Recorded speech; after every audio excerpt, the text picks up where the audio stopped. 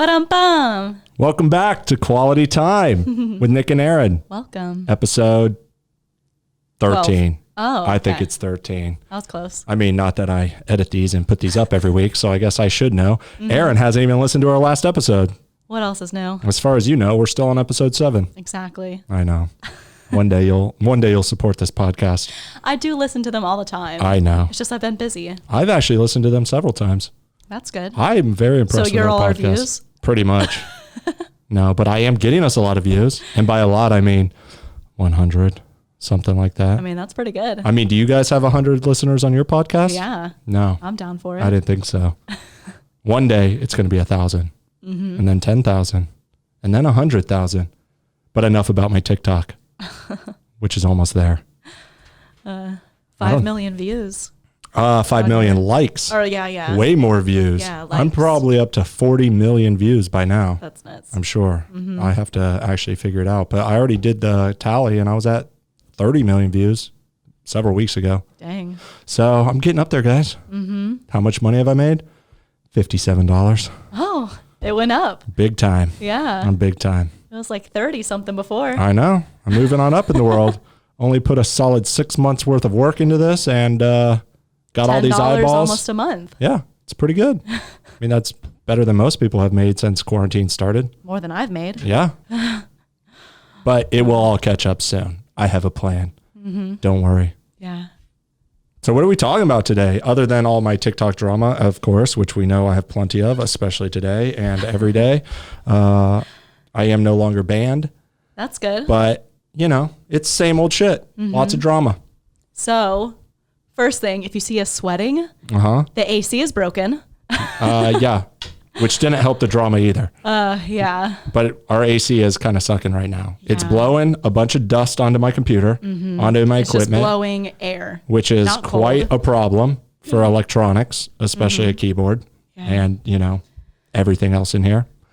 Yeah, we're going to have to get that fixed. I'll be calling the AC guy tomorrow. Cool. I'm glad you will because This is I won't. Fucking awful. It is. It is pretty hot in here. I would turn the fan on, but that's going to mess up the sound. And Yeah, I I care know. more about the sound than my comfort right now. Because I would turn it on, we'd be comfortable and we'd be like, this is not so bad. And then I would listen to this podcast and I would hate it for the next week. It's okay. And forever it'd be online. If I start stinking, don't mind it. I wasn't going to say anything.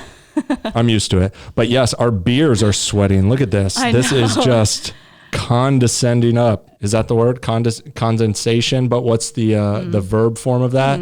But condescending is a different word. No, yeah. But I wonder if That's is interesting. I don't know. Condescending? Condensation? Condescending? It must be. It could but be. I might be right with that word. I'm going to Google it when I'm watching this, but it's already said. So even if I'm wrong, it's already out there. I'm sorry if I am condescending to you guys. That I know is a word and I used it properly. Yeah.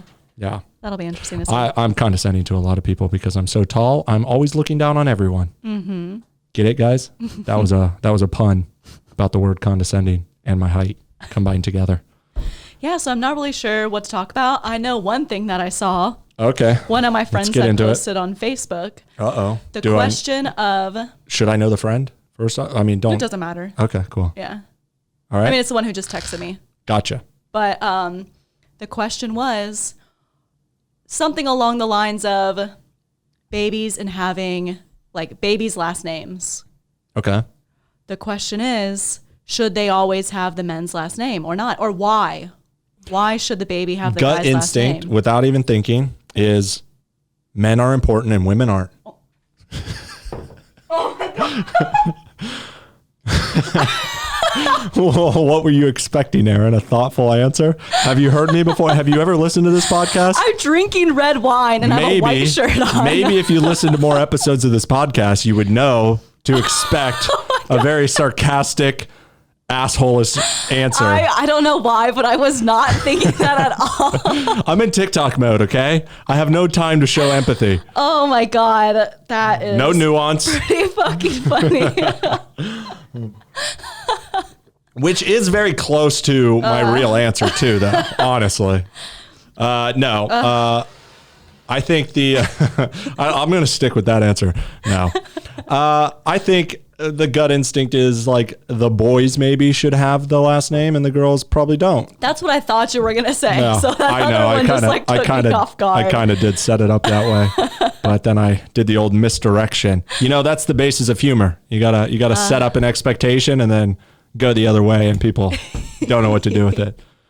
Humor, look it up, guys. I'm a professional, and by professional I mean an amateur internet comedian. But it's working.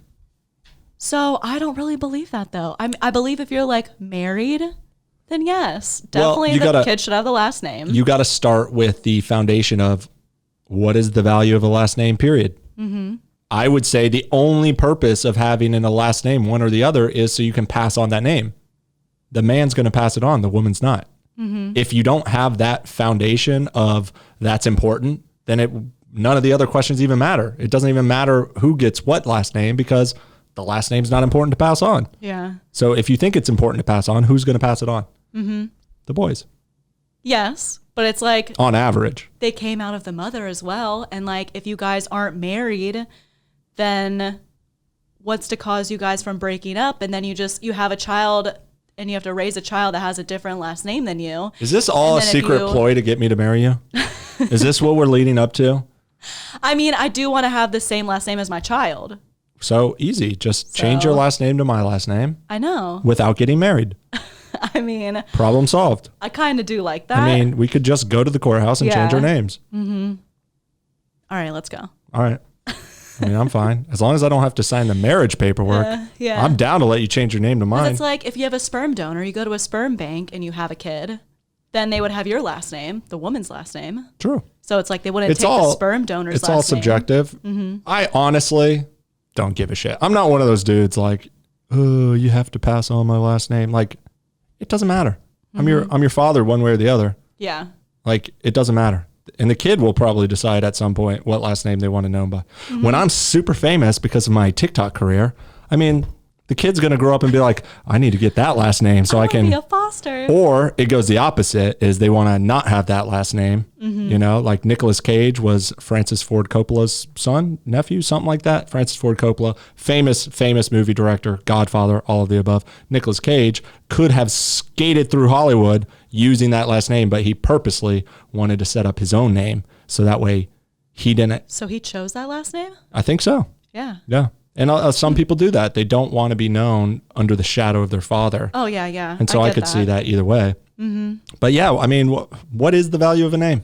You know? Yeah, I'm passing on my genetics one way or the other. And ideally, if I raise the kid, I'm passing on my wisdom. Yeah. What difference does it make what the name is? That's some egotistical shit right there of...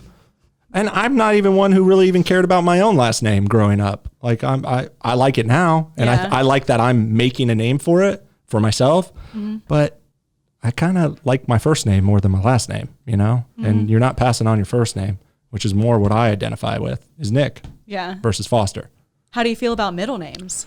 Is there even like a purpose for a middle name? Yeah. Or is it just like a first and last name and that should be it? Because I know some people don't have middle names. I don't know what culture it is. Some cultures have multiple middle names. Yeah, yeah. And I know like Spanish. Which I kind of like that better, isn't like that you can have the multiple last name. It's kind of like a hyphenated type name where, I mean, that makes more sense. That at least conveys some type of information in the name as far as who your lineage is. Yeah. But when you just have one last name, that's just the mother adopted the husband's last name, you totally lose that side of the lineage. Yeah. You know? And is that not also part of where you came from and part of your heritage? You know, the question is too, because that's the moms who usually get their names hyphenated. Does the wife? Does the husband? Damn right, women know your place. Does like the husband just keep his own last name then, or does his last name change to the whole hyphenated name as well? And then when you have a kid, is it the hyphenated name, or is it just the father's? I think it's mostly just the mom uses it as a hyphenated scheme, but the kids just have the one last name, and the husband keeps the last name. You know, but I'm not sure. That would be so long to write out. Sign your name like.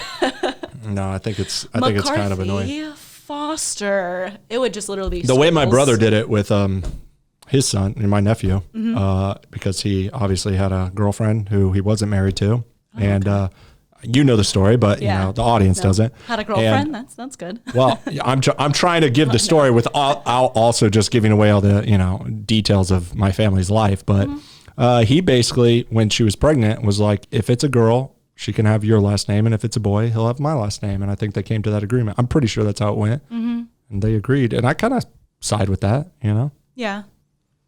But I don't know. What do you think? If we had a kid, if you just got pregnant, what are we gonna do? We're not married. No, I know. What would we do? So I kind of think that our situation would be different. It would definitely have to see, because like I do see myself being with you for like a lifetime. What? But it's like if I just knew you for 3 months and then I got pregnant, I don't think I would give my kid your last name. Yeah. I think that I would have my last name, and then time will tell then. If we're together for years and years or whatever, and there's a plan for the future actually, and not just, we have a future now because we have a kid. Yeah. Well, you have you have friends who have kids. I know you've had one recently that's a close friend, but don't you know other girls your age that were like your friends that have had? There's a lot of single moms out there. Yes. What have they done? I'm pretty sure they've given their kid the last name of the father. No matter how long they've been together? I believe so. Yeah. Damn. Yeah. Respect, ladies.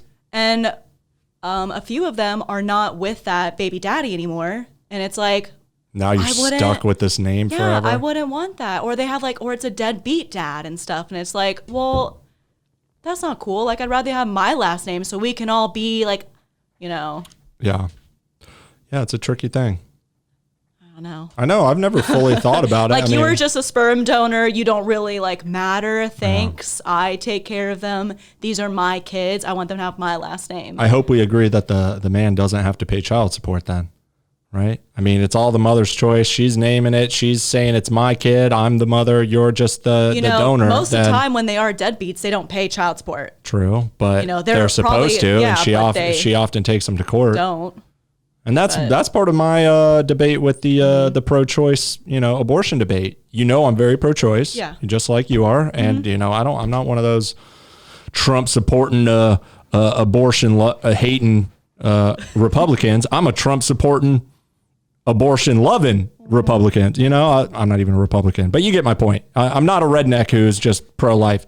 Yeah. I very much am pro-choice and respect women's right to choose, but the man also should have a right to choose whether or not he wants to be a father. Why is it totally up to the woman to decide, I want to keep this baby, I don't want to keep this baby. If I choose to keep this baby, you have to pay for him. And if I don't choose to keep this baby, it's my choice and you have no say. Mm-hmm. That's kind of a double standard that the man should also be able to say, well, I don't want to have a baby. And if you want to keep it, then that's your decision, but I don't want to have to pay and support him. No, yeah. Or her. I do kind of agree with that. I think so. Yeah. That is fair. It's a very touchy subject for sure, but I could see it. It's like, okay, well now it's just sperm donor. Sperm donors don't pay for it. Yeah. You have to take care of it yourself. I think at a certain point, society's going to have to grow up and have that discussion because we're living in an age where more likely than not, you're going to be a single mom. Mm-hmm. A lot of people are single mothers. We don't live in a society where people are getting married early. We don't live in a society where people get married before having sex. Mm-hmm. People get pregnant all the time on accident. Yeah. And there is a lot of douchey dudes out there. And I'm not saying that's something to be valued either and incentivize, but it's the reality that we live in. And, I think we just need to come to that. But it's dudes, wrap it up. Okay. But the same goes for women. Use birth control. That's not everybody has access to birth control. Force the men. If you're a young kid. I've slept with a lot of girls who force me to wear a condom. I choose to, especially when it's just a random hookup, but they also can say, look, put on a condom, and then you do it, Yeah. It goes both ways. It's a partnership. Yes, but guys should always have a condom with them. True. I believe. Yes, but it's still the woman's responsibility to allow something in or out of her body. If the man says he's wearing a condom and takes it off, that's one thing. He's fucked up and he's an asshole and he should be on the hook for whatever. But if you both are just drunk and hook up, it's a two-way street. Mm-hmm.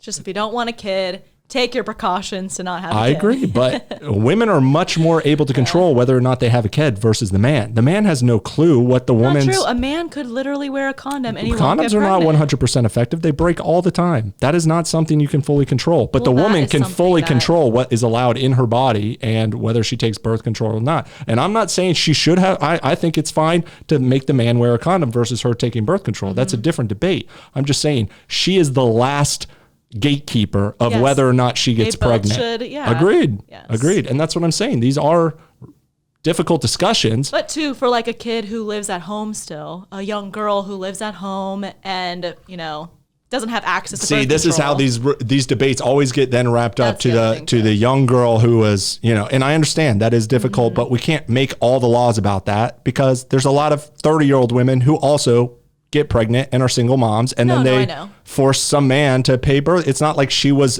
dumb and naive. I'm just talking about the condom thing. How guys should just always have a condom with them and wear condoms. Sure. Yeah. I mean, I agree with that. Mm-hmm. But it's also up to the woman to say, you don't have a condom, we're not having sex. You know how many women will just say, it's okay.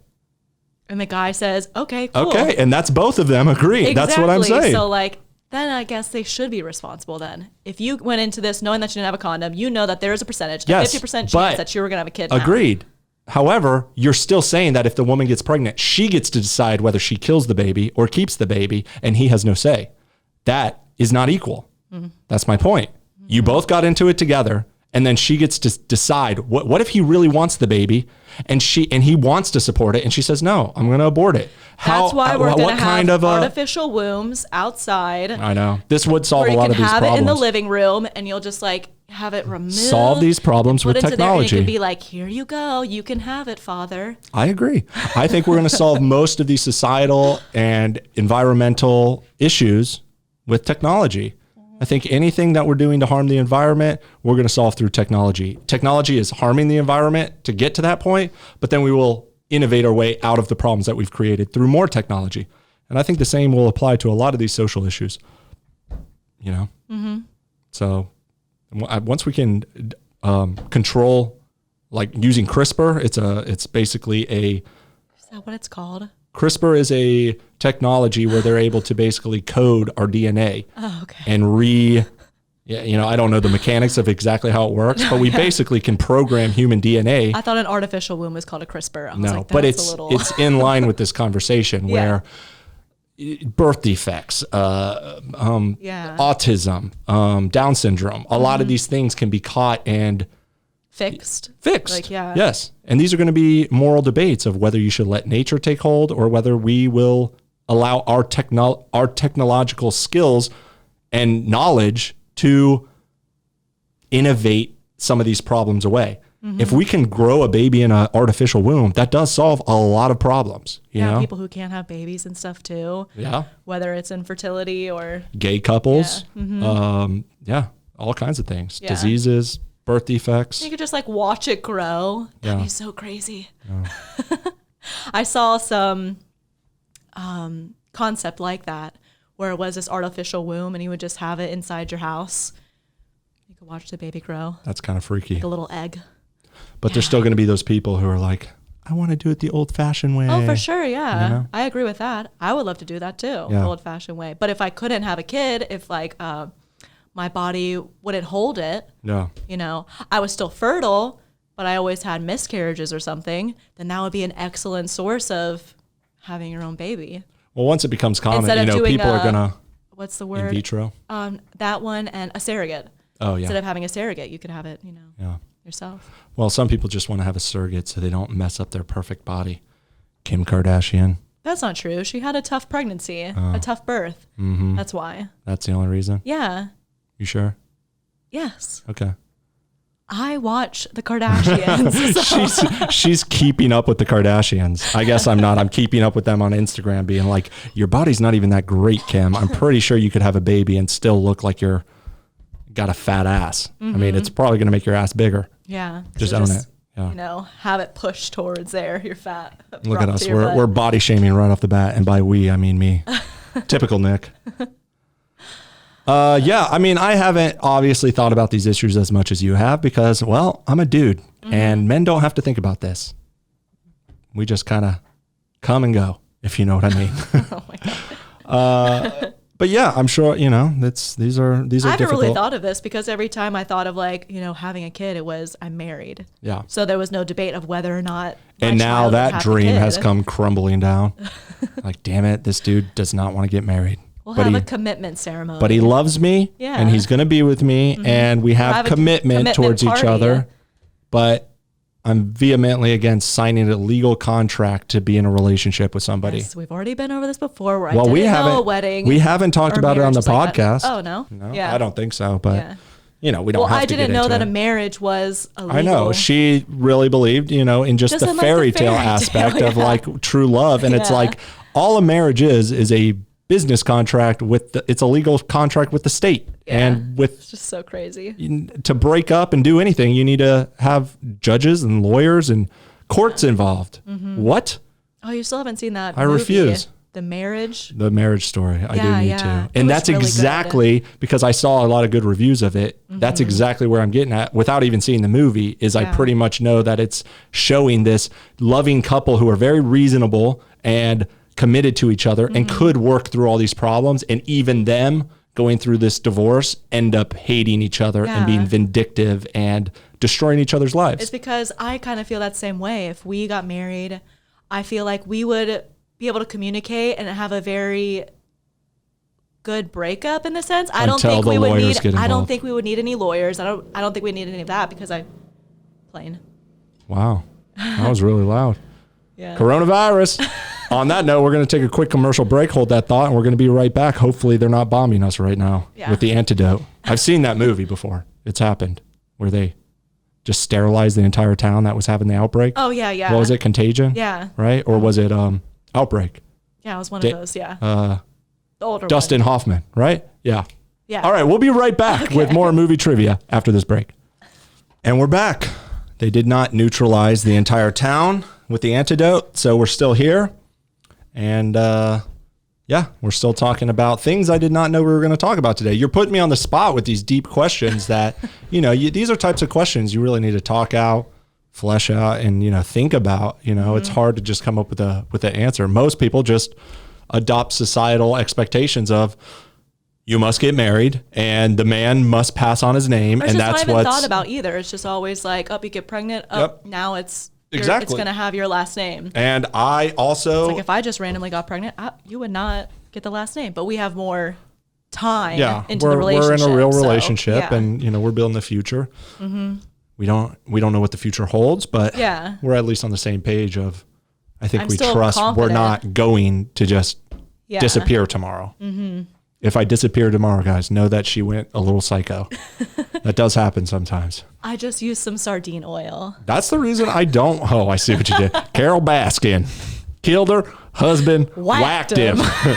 Everybody right now hates us because we just got that fucking song in their head. Yeah. Now I'm thinking the song. I totally forgot what I was about to say. I mean, it's tough. It's like, I'm not a type of person who just adopts these societal expectations. Mm-hmm. I have very strong opinions when it comes to marriage. And that's a big reason I'm afraid to get married is because I understand what happens in relationships when they start going wrong. And, I understand I've had bad experiences with exes in the past, and I've had good. I feel like the court system with that. Yes, as well. Exactly, and that's what terrifies me. Is I can see how skewed the court system is towards women, which I understand. I mean, a lot of women need protection, and they're the ones who give birth, and there's a lot of risk that women have in family situations. I understand that, but also it's terrifying as a man when you're on the losing end of that, and I can't even imagine how it would be if you were married and had kids and the person gets vindictive like my exes have and wants to ruin your life. Yeah. No. Do you think it is still skewed more towards women than men? Absolutely. Yeah. Unless you're in a great situation like my brother. I mean, he went through he's a good example of a man who came through the system good. Yeah. But he was in a great position to do that. But he also had to endure a lot. I don't want to talk about my brother's shit because, it's not my place to say. Yeah. But, it wasn't easy. He literally had to plan it for years just to break up. It's not one of these, all of a sudden, when I've gone through breakups, it's like, obviously I've dated a bunch and those are like things that are easy to you just kind of fade out and whatever. But when you're in an actual living together relationship or a long-term relationship, it's hard, it can go, I've been in bad relationships, and then you grow and you learn, okay, when you start seeing these red flags this relationship is over, this relationship is done, you have to pull it off like a Band-Aid and just separate. I'm done. I'm moving out. Yeah. That's as much as people want to be, you don't break up over a text message or a phone call or whatever. It's like, yes, you do. When you're done, you need to get out and go like a Band-Aid, rip it off like a fucking Band-Aid. And that's how I broke up from my last relationship was, this is not going to work. I'm leaving. And you can't let them know because they're going to fuck your life up. Yeah. If you know the situation. Yeah, and that's in your experience for sure. Exactly. So a lot of your experiences, yeah. Well, men make a mistake of trying to, do it the response. I don't know what other men do, but there are some women out there. I see. I'm tiptoeing around all these details because I'm not trying to throw my ex's shit out either. Yeah. But it's a window into where it's like, if you want to break up, we'll do it very evenly. I'm not a vindictive person. Yeah, and I understand. My last ex thought I was gonna bleach his shit, all of this. I'm just like, who would fucking do that? Oh, they do. That is insane. They do.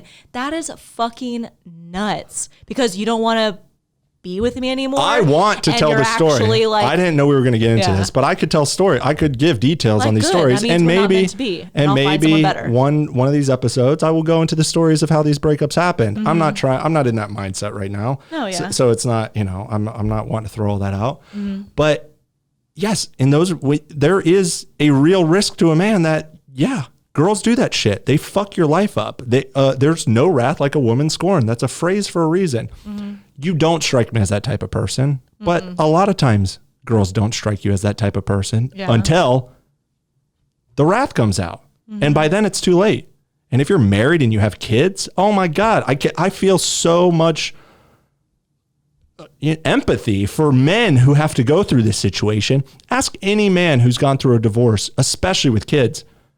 It's horrible. It's like one of the most traumatic experiences of their entire life, stresses them out, takes years off their life. Some men just don't even make it through the same.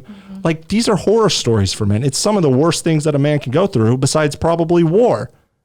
That's not something that you can just sign, and people will still just sign up to it without even thinking it through because, well, that's what society says.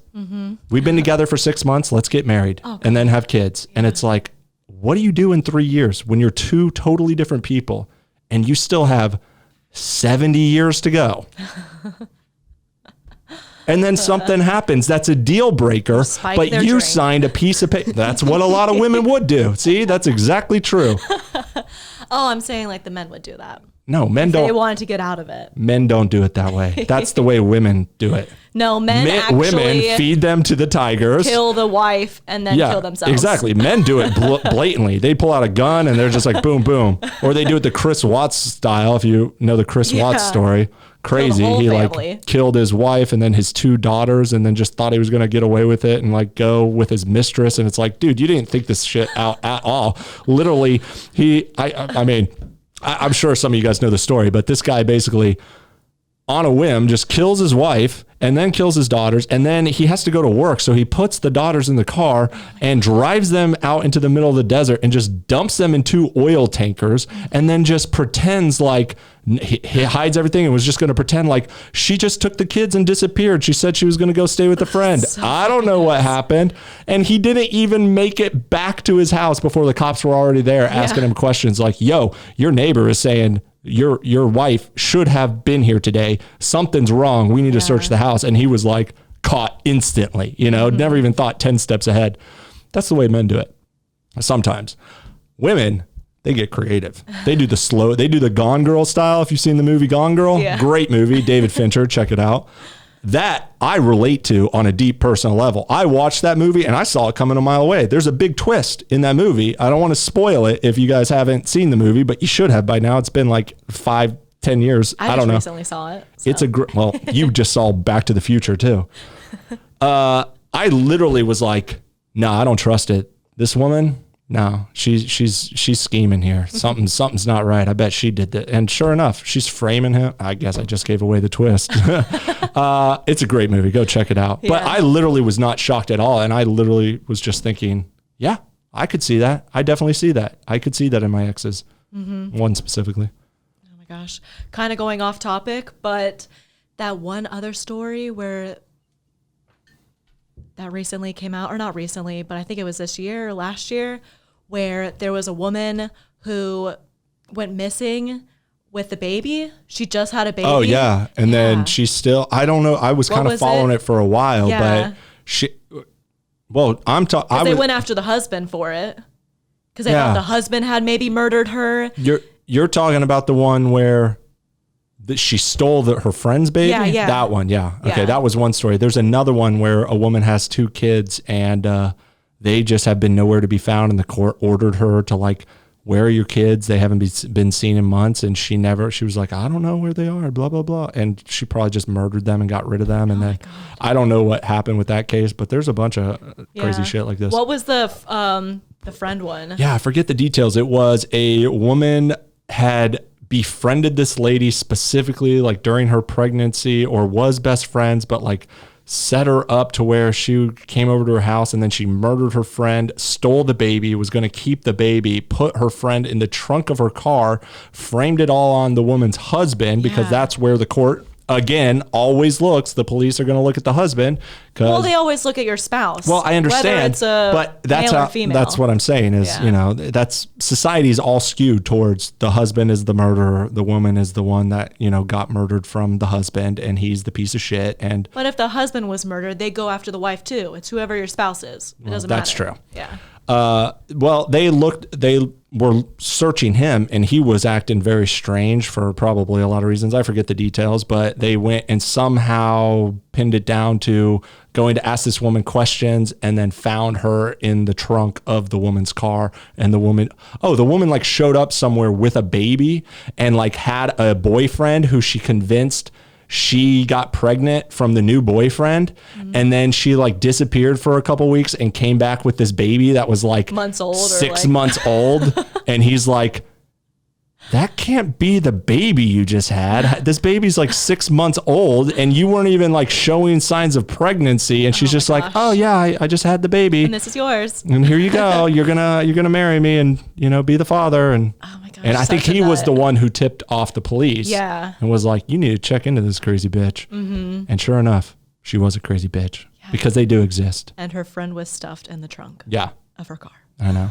Dude, women are crazy, man. Fucking nuts. That's the thing is like, as much as men are crazy, men are pretty stupid crazy. I mean, some men are smart, especially when men are in love too. They can be as stupid and as crazy. But men are more like in the heat of anger. Well, yes, that's true. There is that. There's the creepy angle for sure. Yeah, I've heard of a lot of stories of that too. I watch all these true crime things. But women, they're the ones who do like the slow burn of like slowly poison you. And don't get any ideas, Erin, because you cook my dinners and I'm just really worried. That's why I can't get married to you, because I don't want you to be like, have a reason to slowly poison my soup. You'll be like, damn it, if I kill him, I don't get anything because we're not married and I kind of like him around. Which I just feel like we'll be more likable if we're just together because we choose to be versus because it's a pain in the ass to break up. I agree with that, but I do also want to have, more of a commitment, more of like in that sense. But is it really, because is a marriage really more of a commitment? Because you still could just leave. It's just now you have to go to the court to do it. I'm meaning so it more, it's like in my fairy tale world, what your marriage means is just like, no matter what, we are going to work through this, But we would do that anyways. It's like, I know, but don't you feel like we would already do that? Unless it was unwork throughable, in which case, what difference would it make having a piece of paper? What is going to, because like I've had this just happen before as well. And like you've kind of already said this. What happens from me waking up one day and just being like, yeah, I'm done. But that's not the way. That's not the way it goes. What? It was justified. It's not. I just woke up and felt like, oh fuck this girl. It's like she made it clear, I can't be with this girl. Yeah. And you're a risk to my life. And therefore, I'm done. I'm not going to be in this situation. And I just decided I'm done. That's different. I'm not just going to wake up and be like, I feel different about you now. And even still, if we were married, I still could wake up and feel different about you, but now I'm trapped and under pressure. Exactly. And then you have to be with me forever. Yeah, that's a fairy tale for women. That's what I'm talking about. It's nonsense. It doesn't. Then you like go to counseling or something, or like we could do that without being married but you have to still love and respect each other to want to do that. If I woke up and I knew that you were a threat to my life or to my well-being or my mental health, or there was some red flag that is a deal breaker for me, I don't care if we're married or not. I'm leaving. Yeah. You know, the only difference is now I have to go talk to lawyers to do it. No, I know. What the fuck? No, and then too, like the whole last name thing. Yeah, I like that. I get that. But see, that's the only thing is like, play on my ego of pass on our last name. How about if I just say, give them your last name, problem solved. No, you know? I want to have your last name. No, I know. And I want you to also. We can still just go and like have that just changed. Yeah. Like that's fine. Well, we also have plenty of time. At some point. We have plenty of time. Definitely not tomorrow. Yeah. But. And maybe, I'm sure this will change in time. A lot of this is just built on understanding past relationships and also understanding that life is long and understanding myself and that I go through changes and I'm evolving into the person I'm going to be. And if we're together for another 5-10 years, like I could have a complete different mindset of hell no, I don't need anything else. I'm not going to be anybody else. I want to be with this woman and I'm sure. Don't need anything else? What do you mean? How do you interpret that? You just said that. Yeah, but what does that mean? I want to dive deeper into that meaning. What does that mean? Oh, this is see, Erin this is what women do. They take it to mean the most like. I don't know. I'm not taking it as anything because I'm not assuming anything. That's why I want you to explain. Okay, relationships are all about a balance of needs and a balance of emotions and a balance of who you are as people. And if you're growing on the same path, I could be a completely different person in 5 years. Mm-hmm. Based on my career, based on my goals, based on my location. What happens if you're in a different place? What do people do if one woman wants to have a career on the West Coast and one person wants to have a career on the East Coast? What do you do if you can't bridge that? Somebody has to sacrifice, right? You never, like, that's what I'm saying. How do people work that through when it's easy to get married when you assume this is the way my life's going to be and this is the way your life's going to be and we're going to be together and this is how we're going to be. But I'm not sure who I'm going to be in 5 years. Yeah. I'm sure that you and I can work through it. I'm sure that you and I will grow on a similar path and we have love and respect for each other to do that. But I don't know that there's not going to be red flags. We've been together 5 years almost, but to me, that's not a long time. I know. That's not a long time. People think like 2 years is enough to know somebody. I've seen myself go through phase. I feel like I'm the same person I've been for many years. I've been on the same path, but I can't be sure that you're on the same path. And I've seen that I've gone through friend groups. I've stayed on a path where other people grow in a different direction. Other people change their desires and expect me to change for them or vice versa. And it's like, no, I have a specific goal that I'm after. And you know what my goal is. For my career, for my following, for building a company, for having influence, for that can take me a path that maybe that I can't foresee, but I need to be open to surfing the winds, of like life can take me a different direction. And I'm not stuck on one path where this is where I'm going to be in 5 years. And there's not going to be anything other than this. I don't know where I'm going to be in 5 years.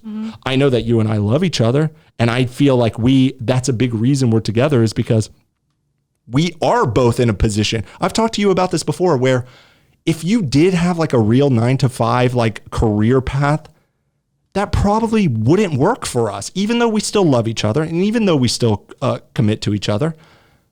Because my lifestyle is such a non-structured, this is like live within societal standards that if I'm blowing up on TikTok right now and I'm going from a person with zero influence and zero ability to just move up to the higher level in life. And in 5 years, I could be in a whole different place in life that you could not have even planned for 5 years ago. Somebody who's in a stuck career path can't just drop what they're doing and adapt to that lifestyle. Mm-hmm. But you can. That leaves us the ability to work through a lot of these things that I think is one of our big benefits. Yeah. One of the things you were saying too was that if you had to move to the other coast for whatever reason. Well, we've also done that. Exactly. That's what I'm saying as well. Like that wouldn't be a deal breaker either, because we have done that long distance. Correct. And that does work for us. I lived in Las Vegas, 2,000 miles away for 3 years. Yeah. And we worked through that. Yeah. I think that's another big reason that we had such a good foundation to build this relationship on, because we started the relationship on a foundation of being independent. Yeah. And having distance between us, but mutual love and respect. Mm-hmm. I agree. And if you can build that relationship without falling into the habits of being codependent, and that is something I'm afraid of oftentimes, that's a pressure. And I've been open with you about that, about these things are natural progressions of a relationship. And I do poorly with those types of things. I do poorly when it's like, now I have a responsibility, or now I have an expectation. And I was worried about that when I came back here to move in and move back over to this coast. But it's been great. And we've been better. But we're both wary of falling into a codependent trap. Yeah. That we make efforts to take time apart. Mm-hmm. Let you go have a life. Let me go have a life. And even though we're in quarantine right now, so obviously we're kind of just stuck together anyways. But we do really well with that. Yeah. But we're adaptable, and we have a lifestyle where we can travel. Especially like one of the big things is when it does come for kids, I just see us having such a great dynamic for if we did have kids. And as much as I'm not like going out of my way to have kids right now. Yeah. I certainly have never been in a relationship before where I was like, if we have kids, this will be cool. Mm-hmm. Whereas with you, I'm like, yeah, I mean, we would have fun because we're not stressed out with our day-to-day grind of we have all this shit. We just chill, and we could just chill with a kid and have fun with the kid. And we have a place where we can play, and just, we would both be present parents. And I just think it would be an extra fun thing for us to do within our day, you know? I just want to say props to all the parents out there who work a 9 to 5 and fucking cook meals for your kids and like show love and support and like hang out with your kids, because that is fucking tough. She was talking about this today, because this morning she was cooking breakfast, and then it was a delicious breakfast, and literally the second breakfast was done, she was already chopping up the stuff for the slow cooker for dinner. Yeah. And I'm like, God, Erin, you are such a mom. You're such going to be a perfect housewife. You know, not that that's your role, but I literally see it as like, damn, she's a keeper. And that takes time. That's very time consuming. How would you do that while raising a kid and having a 9 to 5 career that you have to be to every single day? Like, you're just busting all this shit out over the weekend, like prepping fucking everything, and you can't even have a moment. And that's a big reason why a lot of people are not positioned to have kids and raise them with attention and have a good diet and all these things. That's why people get fast food. Parents and people for having good parents. Yeah. A lot of you parents just fucked up and had kids way too for having irresponsibly. Kids, though, and them growing up to be good people, like having good kids, like that's a lot of work too. While she's giving you guys props, I'm going to interrupt her props to go ahead and take another commercial break, because I don't like you guys getting the props and not me. So we're going to be right back in 1 second. And we're still going. Yeah. If you have kids and you work and you don't create a psychopath, good for you. Look at how she jumped right back into her props while I was trying to deflect this. Erin's put me on the spot over here asking me these questions. Like, I feel like I'm on trial. Everybody watches like, ooh, Nick is dodging a minefield right now. The thing is, I actually have very thoughtful answers about these questions and about these things. It's just, I know. My headspace is not there right now. And it's hard when you just put me on the spot. And it's way too hot. And it's like, there's a lot of... But we have talked about this a lot. Yeah. And you understand where I'm coming from on a lot of this. No, I do, yeah. But it is difficult to just like, boom, pop right into this very well thoughtful, articulate answer about some of these issues, even though I do think deeply about them, and we've talked deeply about them. Yes, we've talked a long time about these things. Yeah. So, but it is difficult, you know. It's hard to portray in like 5 minutes. Yeah, because it is very difficult. It's hard to portray this in an hour if we did a whole hour on this topic. Yeah, and we could. It's just also you gotta, it's like, I gotta sometimes be in a certain headspace to get on these topics. We just got, you start bringing up, abortion and last names and marriage, and that's fine. That's the way it goes. But you also know all day long, I've been dealing with internet drama and like my head is somewhere completely else. And then it's like, Nick, what did you mean by that thing about I might be somewhere. I don't know if I'm going to get all I need. And it's like, look, am I not enough? The truth is that's life. Sometimes is I also have a future that I'm building, and we're trying to, it's difficult when you have two adults who have their own life and their own views and their own passions and their own dreams of where they're going. And some of them are shared and some of them are completely apart from each other, even though you have to make them all fit together. I've been on a path for my whole life before I ever met you. I mean, when did I meet you? I was 30, right? I mean, yeah, I was 30 or 29 going on 30. Yeah. I forget. It was 2000. We could do the math. Yeah. It was 29 or 30. Pretty sure it was 30. Or like a month before I was 30, something like that. The point is, there's this, I've literally been striving my whole life to achieve this goal. And I've pushed away relationships because of it, because they interfered. And I sacrificed friendships and I sacrificed things that felt good at the time because of something that I think is going to be bigger down the road. And it's so hard to then just be like, well, I love this girl and I don't want to lose her. Therefore, I'm going to sacrifice everything to keep her. I will sacrifice you for my dreams if I had to make that compromise. Yeah. But the reason I'm with you is because you don't make me make that compromise. You've never made me feel as though I have to choose between you and my dreams and myself and my future. Yeah. Where many other exes have made me feel that way. And even girls I've just dated for a short time, it's like as soon as they get into this, now are we going to put a label and make you're my boyfriend now? It's like, whoa.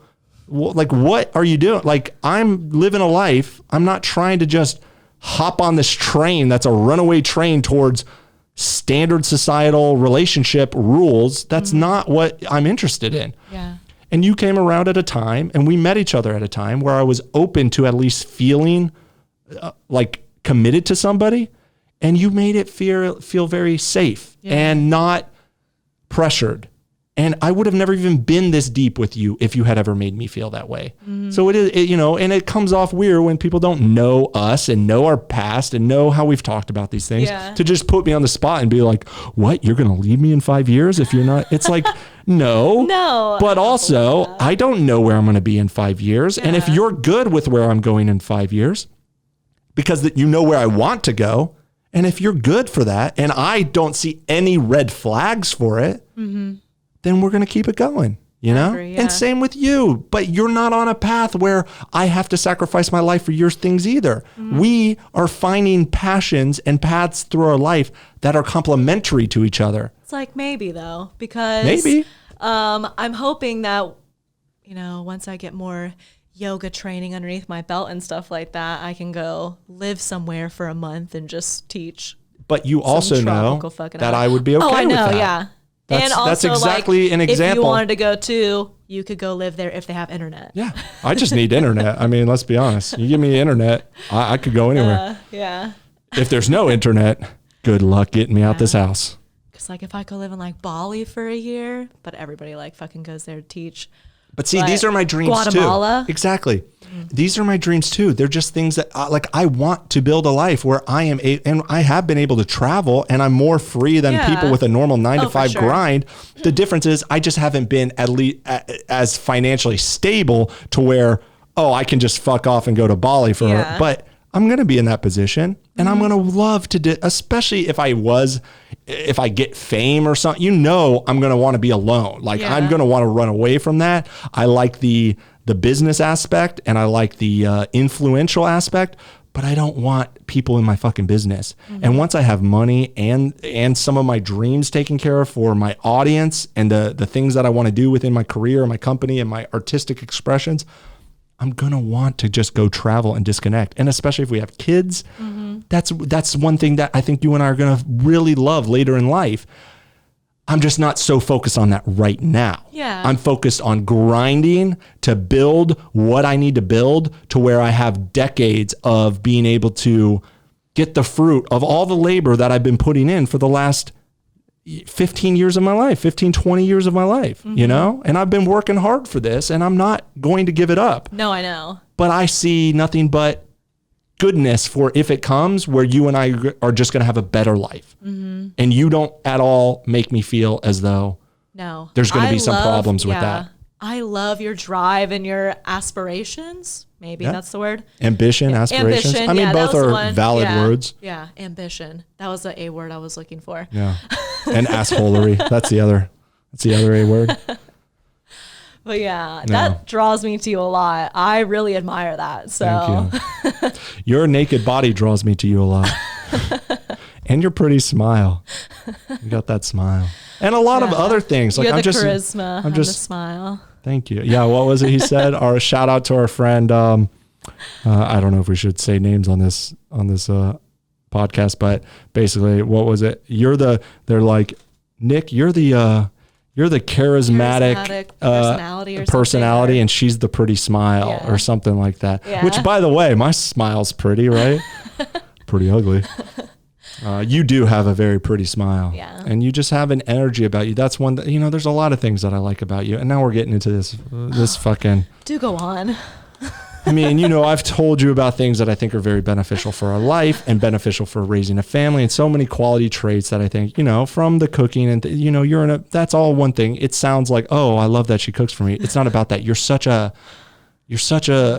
that's its own thing. I was never a cook. I know. Ever. I have just You're just so health aware, and you're so like that brings an unquantifiable benefit to a family life. It's not like I care about that, but I do care about that for my kids. And yet I'm not in a position where I can spend all day, every day coming up with a nice, healthy, nutritious, well-balanced meal. I'm going to just throw something together and be like, here you guys go, eat up. Right? And same with me. And my health would decline over the course of many years if I lived like that. But you make it so easy to be healthy and live a balanced lifestyle. That's one thing. I'm but health that's conscious to like a fault though. Yeah. Because sometimes I have to read the back of everything. Like, but that's good. That's what I love. My cleaning products. I'm like, isn't that the point of a relationship and a marriage and a partnership? That's not a good thing. Is that you guys are offloading certain responsibilities to the other person that lifts some weight in your life that brings a benefit to your life, and vice versa, to where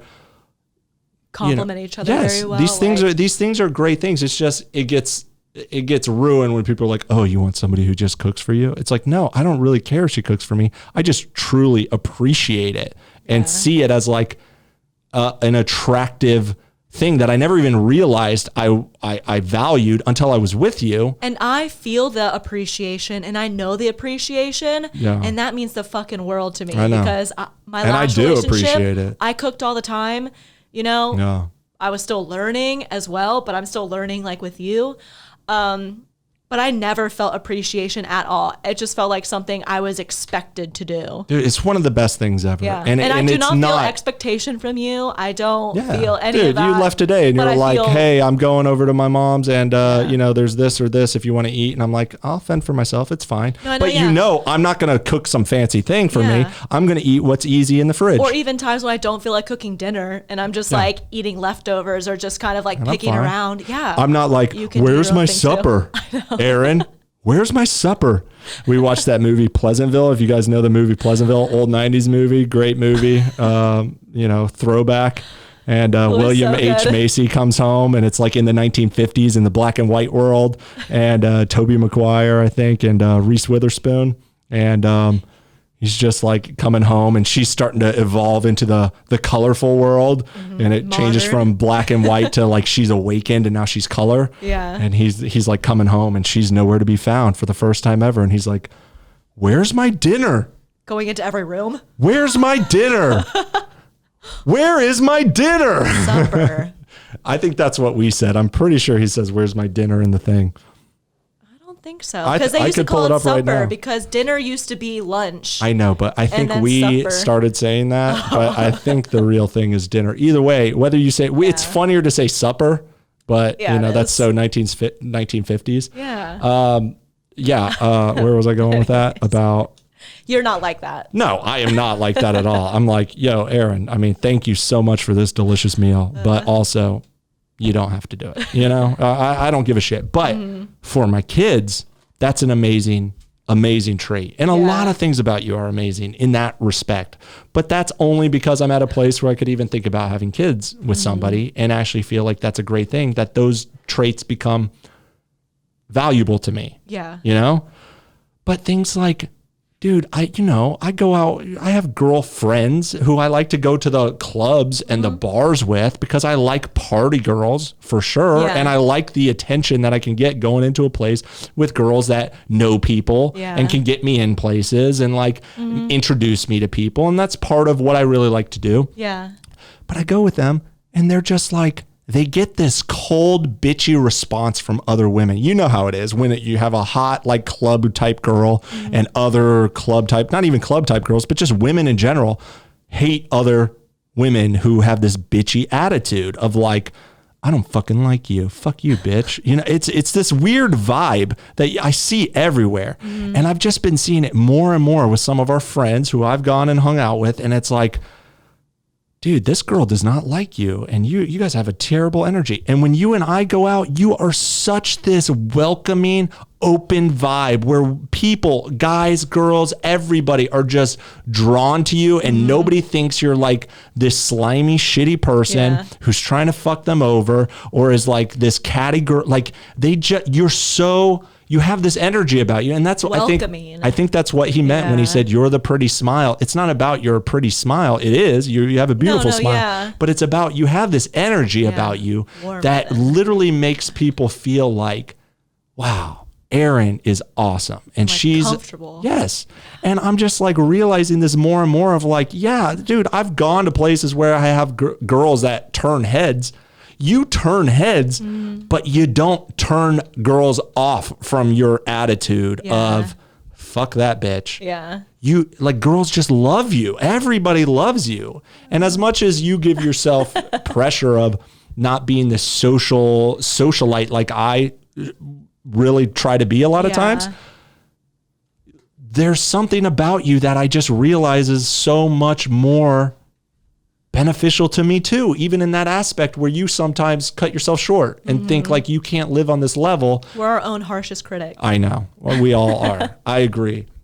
Unlike me, I'm not my harshest critic. I'm my biggest fan. I'm like, I talk myself up. I have good self-talk. I know. Like, I am the shit. Awesome. I'm very self-aware of my awesomeness. Yeah. And it's not that I don't understand my own flaws, but I also understand that people are drawn to me. I am getting there, but I also think that makes me more humble and like relatable, or like not relatable, but like where I can. Well, you certainly are not somebody who thinks like where I'm not like a catty bitch. Yeah, then. You're not. That's why, is because I too know like I am no better than you. Yeah. Like we are one in the same. And I think I have a bit of that too. You know that I'm not. I don't think I'm better than people. No, and that's why you're not. That's why you're not literally an asshole. Yeah, I come off as that with my personality and my jokes and like my sarcasm. But I'm not actually somebody At your core, you're not an asshole. I'm not judgmental. No. I don't think I'm better than people. You're the furthest from an asshole, really. Yeah, I think so. It's just difficult for people to see. Yes. Yeah. It's like once they get to know like you at a core, but seeing you just surfacely. I know. It's an image thing, you know, because I play this character and that's just part of what I do. But but I'm still very aware. Weeds out the people. I'm aware that I have an ability to draw people to me. I know I have charisma, and people don't like when you say that because it sounds cocky and it sounds conceited, like you think. But that I'm just aware of it. I know that I have an energy that people are very drawn to. Some are very put off, but either way, I know that about myself, and I know how to navigate that about myself. You're not. Which is awesome. You have that same energy, but you just don't. You're not as aware of it to where you convince yourself, like, yeah, I'm awesome. You're very it's also humble. Too because you're much more humble in that regard. For sure. And like I just had years and years of self-doubt and self-negative talk that now that I'm like positively thinking about myself, aka like self-love. I have self-love for myself. It's just an ongoing battle, but it's getting better and the thing is, I'm fucking awesome. If I really think about, as much as like you say that, and that is all true, if I was being dead honest and I think about my trajectory from where I went from the shy introvert from high school to this confident, charismatic, outgoing person that I am now, and my journey that I worked on that whole time, I never really felt this confident about this part of myself until I was your age. You know? So you're not even behind. I feel like you're right on the track that I was, where it was like 27, 28, 29 when I really started feeling like, dude, I have this social skill. I have this. This isn't just a fluke. This is like, I figured it out and people see this in me now. And I think you're going to, exactly. I think we go another couple years, dude, you're going to be you might turn into some cocky bitch just like me. Like, I'm the shit. Erin's here. What's up? Definitely not, but I know I don't do that either, but I do like to play that up. Hopefully I won't have as much anxiety. That'd be nice. Exactly. That's what I want to help you I'm with more that. looking forward to. I want to help you because I know I used to feel that too. It's just, I've had so much experience beyond that now that you forget. It's like a dream that's faded away of like that anxiousness, that fear of rejection, that fear of like how other people see you. I think I'm just going through a phase right now. I think this is just a phase that I'm going to work out of because I wasn't this way, or like I was, and then I wasn't, and now I am again. So I think it's like, I think that shows that I'm growing is because like you take a few steps forward and you like kind of go a step back. Yeah. And now I'm like going to go steps forward and like eventually you won't be taking steps back. At least that step, you know. Yeah. That's how I kind of I can see that too because I think because I'm even more aware of it now and I know what it is, and so I'm trying to like actually it comes from awareness. Yeah. Because I go through that too. As much as I'll never show it. And I show it to you sometimes, but you know, for most people, they think I never have like a moment of self-doubt. I'm just so like full of myself or whatever, you know, that's how people might perceive it. Yeah. I have many days where I feel total self-doubt. Like nobody likes me. Everything sucks. I'm nobody. I'm nothing. But I've done that enough in life to know that I'm confident enough that it will pass. Yeah. Because I know the tool. It's like a boxer who's getting beat up in the ring and you're getting your ass kicked, but you know exactly how to handle this ass kicking. You have all the tools that you know, like I'm comfortable. I know I'm getting my ass kicked right now, but I'm going to come back. I'm just waiting for that opening. But if you're like never been in a fight before and you're thrown in that, it's like, holy shit. And you just freak the fuck out and you just get your ass kicked. Exactly.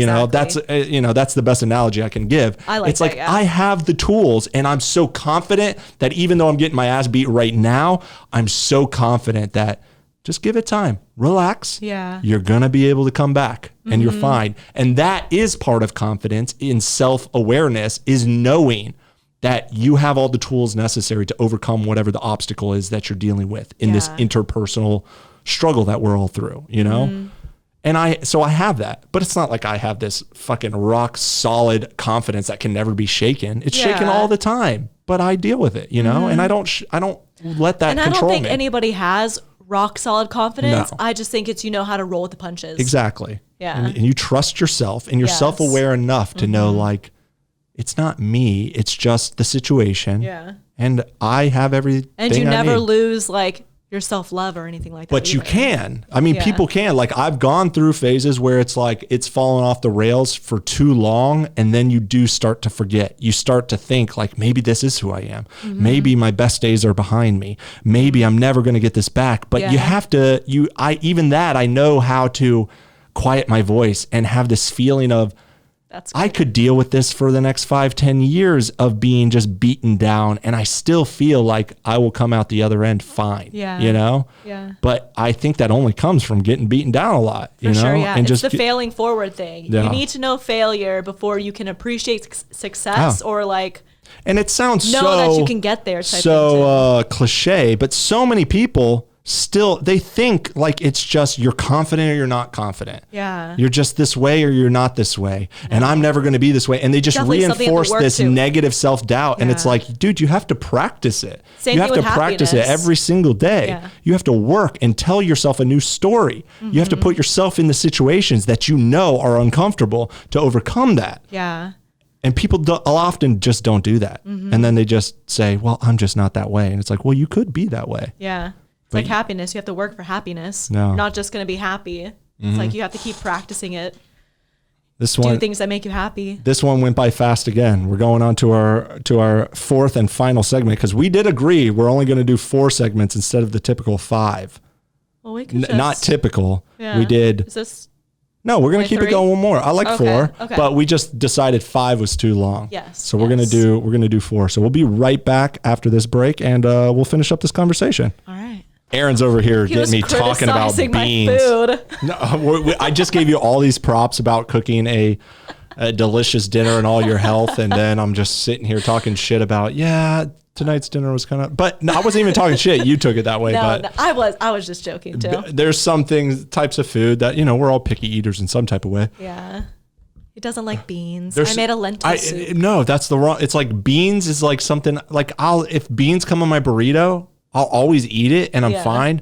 But if I order the burrito, I prefer to order it without beans. Yeah. It's like. Is it because it makes you gassy? Is that why you don't like beans? No. Okay. Not even. It's what is it? Is there? Can you put a word to it or? I mean, I'd say it's just not something I crave. Yeah. Okay. But it's not something I hate. There's things that are a turn off. Like if there's mustard on my shit, I'm not eating it. Yeah. I hate the flavor of mustard. I just don't like it. Because I know some people too, it's like a texture thing. Some people have I think it's texture and also the flavor is just very bland and I don't know, but I don't hate it. I'll eat it.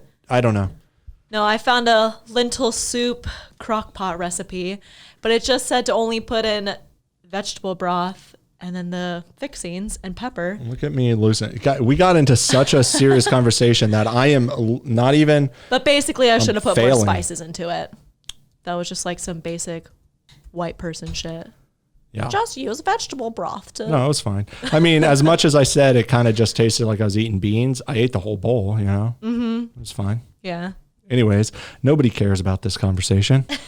They want us to get back to whatever cool conversation we were having. I mean, I was giving you props about your cooking. I mean, that was fine. But as far as what is your recipe, this is probably as interesting as my tech talk that you never like me talking about, or my TikTok drama. I need to start a whole podcast just about that. Yeah, probably. I'm going to work on it. Okay, so. Do you want to get into your TikTok drama? I don't know. We probably don't have too much time to flesh out some of the things I was talking about today. Yeah. I definitely need to start a whole podcast just on that. The TikTok thing is more than just making I'm making jokes and I'm building an audience and I'm getting some real traction. I think something major is happening in my life because of this. But it is a learning curve, and not just for me, but them, everybody, and I mean thousands, millions of people, I'm training them just as much as they're training me. And it is a interesting, it's just an interesting interplay of society versus my personality. And it's so in tune with who I am as a person and the types of shit I've always dealt with in my life. But now it's on this grander scale and I'm learning how to navigate this. I just got thrusted into this world that I signed up for and I asked for and I put work into to get this following. But it's just funny how it kind of just happens so quick. I know. It went from I was fighting for attention to now people are like, Nick, you have a responsibility of your platform. You have a voice that people listen to and you need to, it's like Spider-Man. I just woke up with this superpower that I didn't even know that I had. And I have all these minions. Dude, I have an army of people that I'm not even telling to do things and they are just fighting on my behalf. Mm-hmm. And it's like I feel as though I am this boat going through this ocean, leaving this huge wake of effects behind me that I'm not even aware that I'm leaving. And I have to now be aware of everything that I do, everything that I say. Mm-hmm. Will affect possibly millions of people. Which, I think you were already aware of at least just saying things in a right way. But it is different now because it has to be so well thought out. Yeah. I have to plan. Because you're already really good with how you talk and making sure you don't offend. You're not actually like picking on a person. Yeah. I'm very noble in the sense of because I'm very provocative and I design it to be very provocative, but it's not an accident that it's it's not like, oh, you didn't think this through. Mm-hmm. I think it through. You're very thoughtful. Exactly where I know people are going to interpret it. And even that becomes tricky because, we said we weren't going to get into this, and here I am getting into this.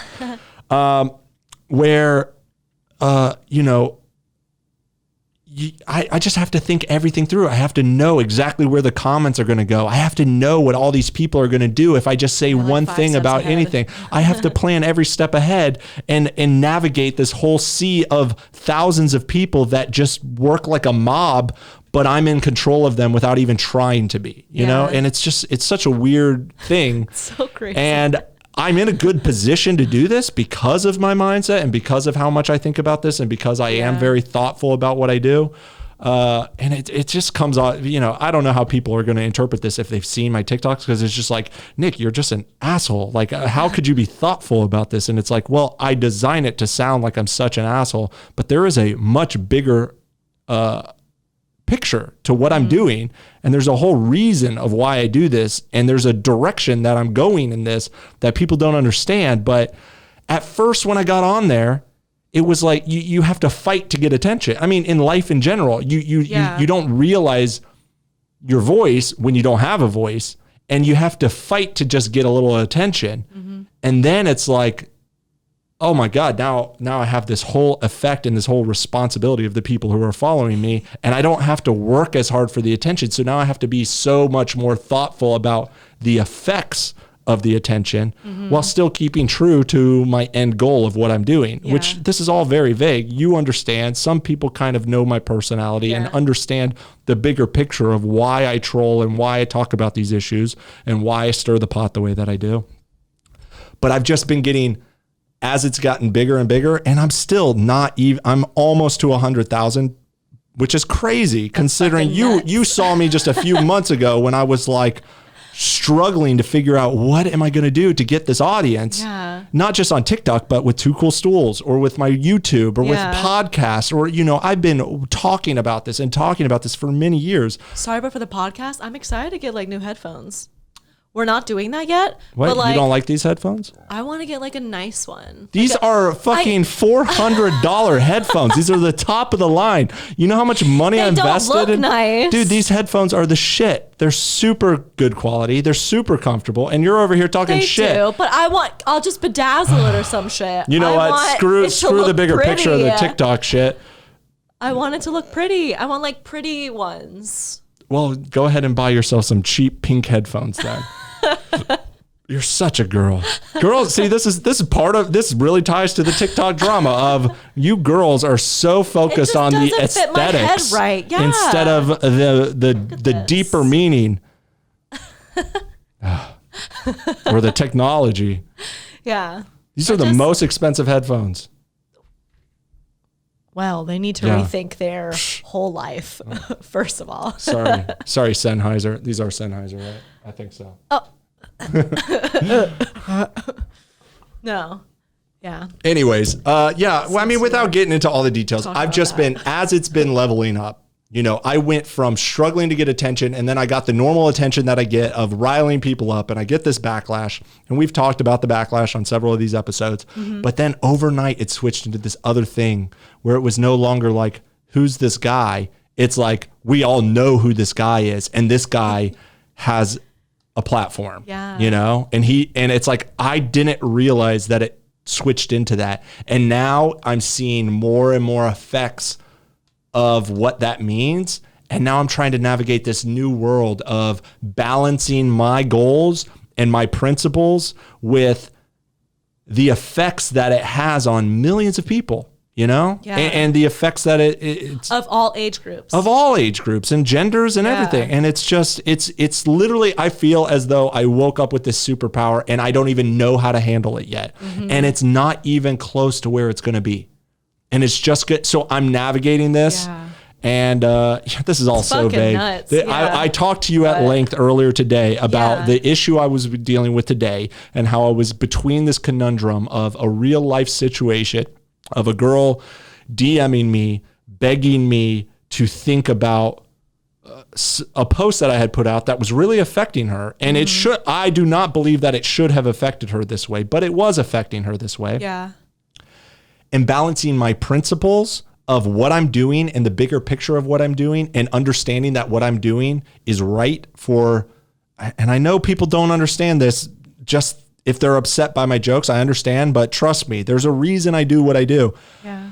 But I also do understand and empathize with some of these other situations, but I've never been in a position where I had to balance those two before. And I'm just in this new place where I'm like, okay, what is the best move here? What are my principles? How do I navigate this new sea of life where I do have a platform? I have this audience that I've been striving to have for many, many years of my life, and now I have it. And it's growing every single day. Did you ever think you would have people who would just like, no, go dude, and like literally, I have an army of people. I make like one post or something, dude, and I don't even tell them to. I'm not even. That's the thing is, but they all do it. They and all just like now. So I'll put out a post about something, and I have thousands of girls, or not just girls. That's just currently the wave that I have. But go listen to our old podcast. I have waves of haters who come to me. My DMs get filled up every day. My Instagram gets hit every day. My everything, just my comments are filled up on TikTok of people saying you're a piece of shit, you're the worst type of person, you're all this, because they're offended by jokes, and I understand that's what I do. Yeah. But I am dealing with thousands of personal attacks towards me at every moment of my life. Yeah. And I'm balancing that with being civil. I know. Not getting personal. For sure. Not getting hateful, not getting vindictive by myself. And then I wake up in this situation where if I say anything back to them, even in a non-personal, non-offensive way, I have tens of thousands of my fans. I say quotes, and it's like, I have fans. This is fucking nuts. Who literally, without me even asking them or telling them or even implying, because I don't want them to, they go out of their way to find these people and roast them on my behalf, to stand up for me. Yeah. Even though I can take the hate from thousands of people single-handedly by myself. And then there's these people who go out of their way to stand up for me on my behalf. And it's like, whoa, guys, don't do that. Slow down. I don't need you to do that. I don't want you to do that. I'm and a now man. I can do that for myself, and I can take care of it myself. And I am a professional at this, and I am built for this. Yes. But these other people are not. They are not able to handle just the slightest bit of what I deal with on a daily basis. For sure, most normal people would break. Their entire self-esteem and confidence would crumble with half the DMs that I get. Yeah. Like not even a fraction. And I have to take the hate while also somehow build it under, like steering my audience to not pass the hate on to others, because I don't want that. And it's this difficult conundrum, especially with my personality, because I am such this provocative person. No, I know, but that's so good of you, because you would think someone who has your type of personality would say go for it. Wouldn't give a fuck. I do give a fuck. I know. I really care. That makes you so different. I know. And you told me I did like what you said. You're like, you're such a politician. And it's like, I really am, man. I think I'm built for this. And it's just so weird, because I've spent my whole life struggling to get people to listen to me or to take me seriously or to even give me that type of credit. And then overnight, it turned into, you have the responsibility to wield this power. And it's like, I haven't even adapted to having this yet. Yeah. And all of a sudden, the weight is on my shoulders to not only take on the onslaught of haters that I have, but also protect them from themselves and from my audience and from my words. And it's just such a weird, strange situation I'm in, and I'm navigating it, and I'm learning how to do it. You hold it very well. You carry it very well. Yeah, I do. But it does weigh on me. It's such a, and as much as I talk about, it's not like it weighs on me on that type of thing. It's just, I do respect the responsibility, and I'm trying to figure out how to steer the ship in a way that stays on message to what my greater goals are. And doesn't personally attack anybody. Yes. You're not. I have no interest in personally hurting anybody. Yeah, I think you're really good at that. Exactly. And people just don't understand the difference between talking in general senses, in jokes about broad audiences that aren't personal, versus let's go and say the same shit to them to their face and make it personal towards them. Yeah. And they don't understand the difference. And I have to recognize that and figure out a way to adapt this thing. But this thing is a momentum that I didn't even know I built that is running away with this thing that I was doing at the beginning of anything it took to stir up the pot and get the attention, which I've been doing for years, long before TikTok. Yeah. But nobody was listening. And now everybody's listening. And it's growing every single day. And it's like, holy fucking shit. What is going on? It's weird, man. It's very weird. And so it's a learning situation for us both, for all the people dealing with, most people do not deal with somebody. I mean, all these thousands of people, you think like, why is this so hard for them to handle? Because this is the internet. But the truth is, there's not a lot of people like me on the internet or in the world. There just isn't. And I am unique in that ability to, with all the different parts of my personality and the way I present it and the way I put it out there, I feel as though it's my calling, you know? It sounds... I feel like everybody who is kind of like you, like Tosh.0 or whatever, he's famous. So it's like all these people who are like you, already famous. So it's like, oh, well, it's okay. Exactly. You know. And that's part of my learning curve is like, I don't feel like a famous person. But you're also allowed to be this way. Not allowed, but like you can be this way because you can't get canceled. Correct. It's like, you know, Tosh.0 could be this way because he's like a big star or whatever. Yeah. But even he can get canceled if he could. But he's at least got an image that is built around his personality. Yeah. No one can come up being this way because they can lose everything that they have. And that's part of why I feel this responsibility, even before the responsibility of how to handle my effects now of my audience. But I feel the responsibility of I'm one of the only people who is a nobody who is uncancelable, who has a strong voice, who has the confidence to take the hate, and is, you know... I know, you're just like a mixture of all the... And so all the right somebody has to take on this role. Yeah. And I feel like that's always been my calling. And that's so part of my personality. And I feel like in the end, my life story has been on this theme since the day I was born. You were just meant to be here. You are where you are fucking meant to be. I think so. I think so. And it's so difficult because it's still not at 100K, which is huge, but that's not like changing the world big. And it could be taken away tomorrow. I could get deleted from the app, and I'm not. But you're still going to be on this path. One way or the other. From something else. This is the path I'm on. This is who you are. I know. This and personality. It is so weird to be just thrown into this. Like, I'm not a famous person. I never felt like a famous person. I never felt like my effect. I was always struggling just for that attention. And now it's like everybody expects me to behave as though I have all this responsibility that I'm like, I literally haven't even caught up to the fact that I have this, you know, I'm not even there yet. And I'm getting there every day where I'm like, oh my God, you know, like, you know, I told you about the thing today. And then I told you there was a girl the other day that I, had inadvertently sent a lot of attention her way just by a simple response that I made. And then she had to deal with what I deal with every single day. She had to deal with this tiny taste of it. And that could crumble somebody. And she took it like a champ. Young girl, took it like a champ, rolled with it. Props to you if you're watching. And I recognized right away, like, oh my God, I have to step in here. I can't just let this run away because this girl does not deserve this. That's not what I was trying to make happen. And I did not realize that was what's going to happen. And I stepped in and I steered the ship a different way, you know?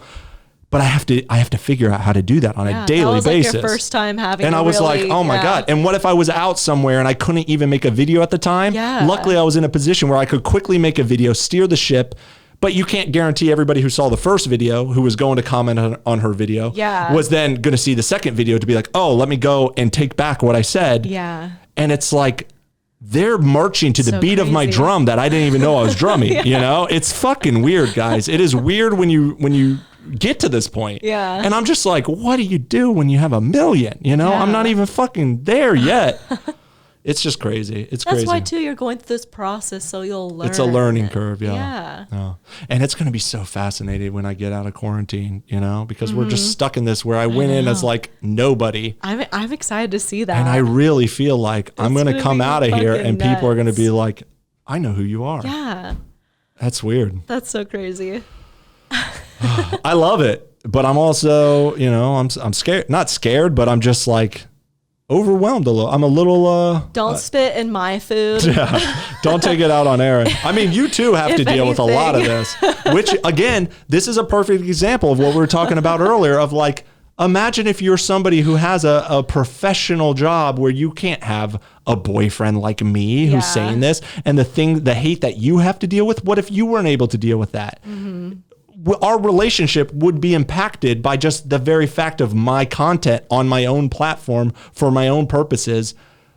We are able to deal with that too. And you understand, and it doesn't affect you either. And like that, those things are things that are not normal relationship problems or expectations of, hey, let's not just talk about how we're going to raise kids and like what you're into and what I'm into, but are you going to be able to deal with daily harassment of thousands of people every single day coming to your Instagram and saying the most hateful, vicious shit possible just because they were offended by something I said that had nothing to do with anything to do with you? And it's like, what? But you're taking it like a champ too. Yeah. And I give you tons of props for that. Well, that see what I mean? Like we can't even scratch the surface. That was the whole 20 minutes. I didn't want to get into it, but I did. That's what's on my brain. And one day we're going to have to talk more about this, or I need to start my own podcast to kind of flesh these things out. But it is nice to talk to somebody about it. This is like my form of therapy. And who can I talk to about this stuff? Nobody understands what this is like. You at least see the behind the scenes. So you're pretty much the only person I can talk to, but it's strange. It's a strange world and it's just the beginning. Mm-hmm. So I'm in it. Yeah. Let's do it. Hell yeah, girl. I'm in this too. Happy 13th episode. I forget what it was. Yes. Episode of the podcast. Everybody subscribe to our podcast. Give it a like. Give it a comment if you want. And, definitely subscribe if you haven't. That's too many calls to action at one time, but we're going to be back next week with another episode, and follow me on TikTok at Nick Foster Jokes. Mm-hmm. Okay, guys, that's the end of the podcast. Okay. Bye.